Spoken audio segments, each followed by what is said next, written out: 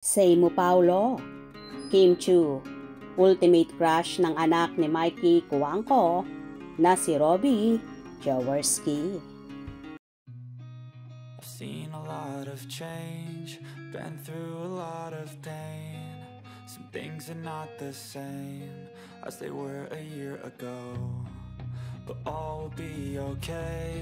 I move on each and every day. The past Star Magic talent na ang eldest son ng dating actress na si Mikey Cuangco at ni Pasig Vice Mayor Dudut Jaworski na si Robbie Jaworski.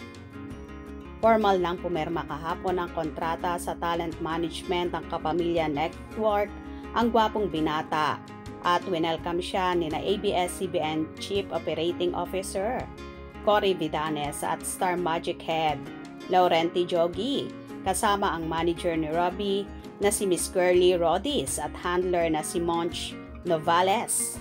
All-out support there ang parents ni Robbie at younger brother niya si Rafael sa kanyang pagpasok sa showbiz.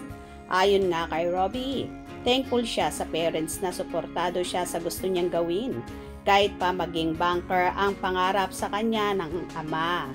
Si Robbie naman, maging presidente pala ang unang dream pero nang aloki ni Miss Monch na mag-PBB noong 14 years old siya, naging curious daw siya at naisip na itry nga ang showbiz. Pero ang kondisyon ng parents niya ay tapusin muna ang pag-aaral, kaya ngayon pa lang niya papasukin ang showbiz. Bilang first project ni Robbie ay magiging part siya ng mix VJs at gusto rin daw niyang subukan ang acting bukod sa hosting. And ask kung sino sa mga love teams ang gusto niya sakaling magiging third party siya. Pinili niya ang Don Bell dahil naging schoolmate at friend daw niya si Donnie Pangilinan.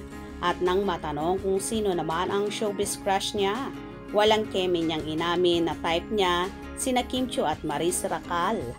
Gusto raw niya ang pagiging energetic and bubbly ni Kim at ang kakaibang ganda at lakas ng dating ni Maris Racal na napanood niya sa Can't Buy Me Love. Naku ha, mukhang may tulog si Paolo Avellino kay Robbie na mas bata na, matalino at napakasipag pa raw dahil bukod sa showbiz, isa rin pala siya sa mga manager sa bangko na pag-aari ng ama. Well, abangan natin ang mga TV appearances and guesting ni Robbie Jaworski. Ngayong parte na siya ng Star Magic family.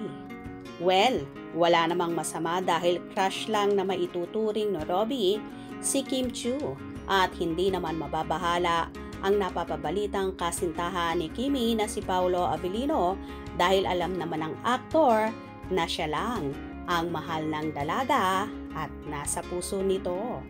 Hope you enjoyed. Please subscribe for more info.